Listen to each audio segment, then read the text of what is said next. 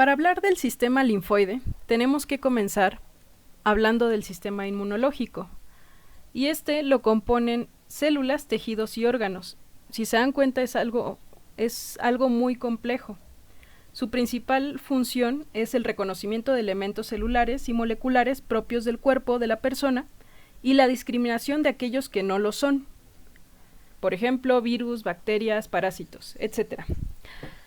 Ahora, se puede clasificar de distintas formas.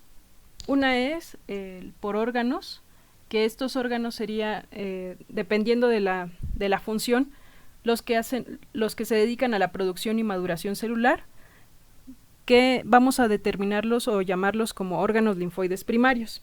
Y estos corresponden a los a la médula ósea, que ya la vimos anteriormente, y el timo. Ahora, los órganos linfoides secundarios son los de respuesta. Reconocen estímulos y efectúan respuesta. Y estos son los ganglios linfáticos, el vaso y los tejidos linfoides asociados con mucosas, que los vamos a distinguir como MALT. Ahora, por morfología, se encuentran aquellos que son únicamente acumulación de células, o los que están delimitados verdaderamente por una cápsula.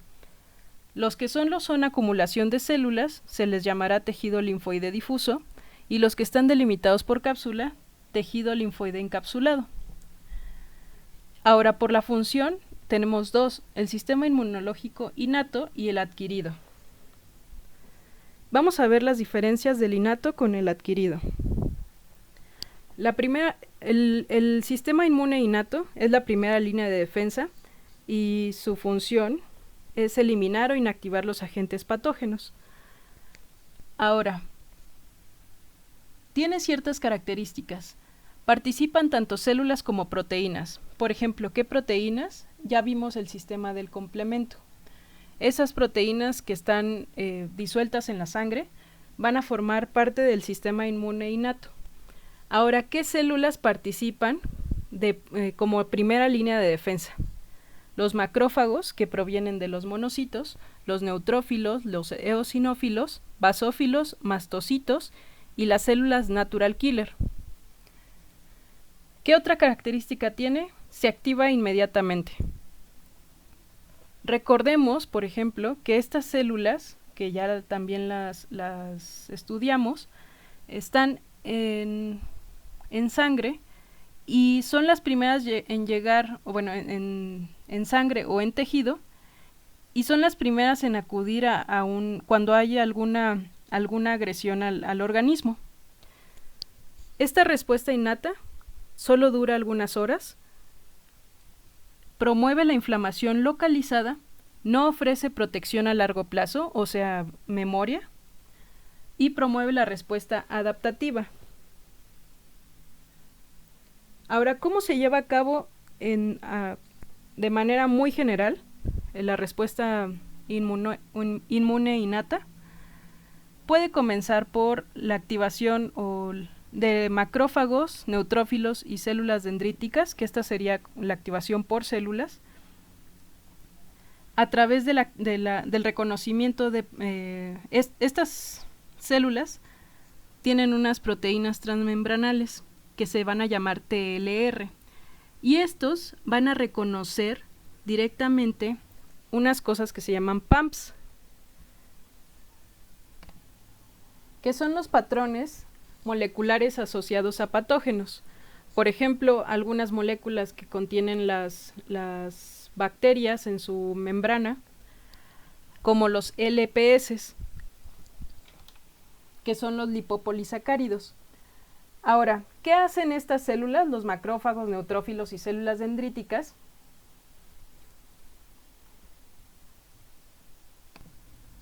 Van a fagocitar al microorganismo. Por eso se les llama células presentadoras de antígeno.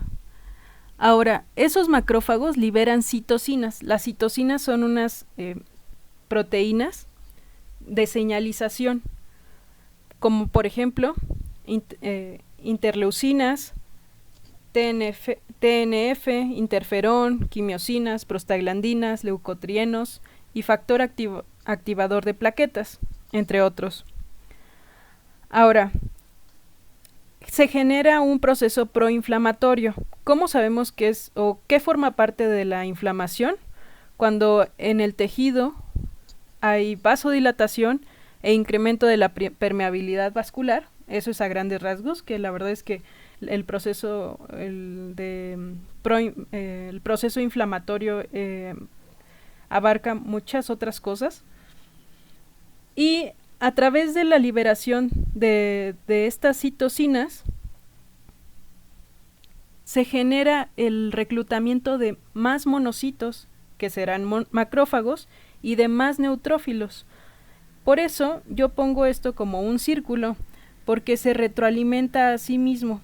Y entonces, una vez que se activa como la vía proinflamatoria, no va a dejar de cesar hasta que una señalización de inmunomoduladora determine que ya deberá iniciar una respuesta antiinflamatoria. Ese es como el proceso celular. Otro proceso que lleva a cabo el sistema inmune innato es el del sistema del complemento, que les comentaba. Son un conjunto de proteínas disueltas en la sangre que tienen una numeración. Los iniciadores son C1 y C4, de C1 a C4, C1, C2, C3 y C4, y estos reconocerán superficies bacterianas. Hay tres vías principales del sistema del complemento, que es la clásica, la alterna y de las lectinas. Para finalidades de este curso no es necesario que se las aprendan. Y una vez que se activa el sistema del complemento, lo que va a hacer en la bacteria o en el microorganismo es la formación de un poro. Y aparte marca a las bacterias para que éstas puedan ser fagocitadas por las células como los macrófagos, los neutrófilos o las células dendríticas.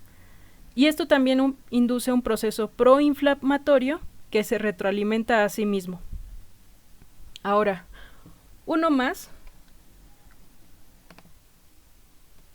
En el caso de las infecciones virales, por ejemplo, que ataca muy dirigidamente una célula sana del organismo, el virus entra hasta el núcleo y entonces lo que generalmente hacen los virus es que empieza a generar, a hacer que la célula del organismo o del huésped esté trabajando para ella y entonces haga muchas veces muchas clonas del mismo virus.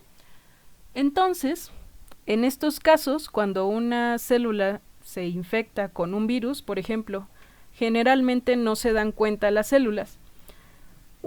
Si es el caso, hay macrófagos que van como supervisando el área. Bueno, una vez que se presenta una respuesta o una señalización de que esa célula está infectada, los macrófagos acuden y la fagocitan y entonces la van a contener. La fagocitan, pero no hacen más, sino que empiezan a liberar TNF-alfa e interferón alfa y beta y activarán a las células natural killer, las cuales son citotóxicas. Hablamos de citotóxico cuando lo que va a fagocitar la célula o lo que va a atacar la célula son células del mismo hospedero. En este caso, las células están infectadas, pero hay casos en los que de manera patológica hay una afección hacia las células del hospedero, como en las enfermedades autoinmunes. Ahora, esto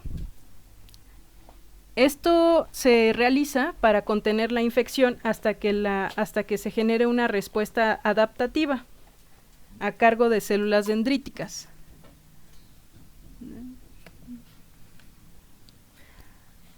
Ahora, la respuesta inmune adaptativa, si se dan cuenta, los participantes principales son los linfocitos, tanto T como B.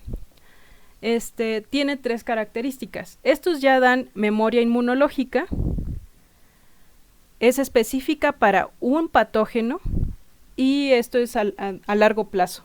Por eso las vacunas o las vacunas se basan en la respuesta inmune adaptativa. Ahora, ¿de qué se encarga? De la inmunocaptación y selección. Los linfocitos T se educarán, o la educación de los linfocitos T, o sea, para qué van a ir dirigidos, se llevará a cabo en el timo, y los linfocitos B en la médula ósea. Esta parte ya la vimos. El tránsito de estas células es a través de la vía sanguínea y de la vía linfática, que como vimos en el tema justo anterior, vimos la distribución de los vasos linfáticos y se pueden generar de dos formas, o bueno, se pueden encontrar de dos formas. El primero es una acumulación de células como tejido conjuntivo, bueno, acumulada en tejido conjuntivo asociados a mucosas, o bien en órganos linfoides secundarios como el vaso y los ganglios linfáticos. Y hay dos tipos de receptores. Tenemos dos tipos de células, los linfocitos T y los linfocitos B. Entonces, tenemos los BCR, que son los linfocitos específicos para los receptores específicos para los linfocitos B, y los TCR, que son los específicos para los linfocitos T. Y tienen unas proteínas de membrana que se llaman CD, lo que les permite interactuar con el medio extracelular.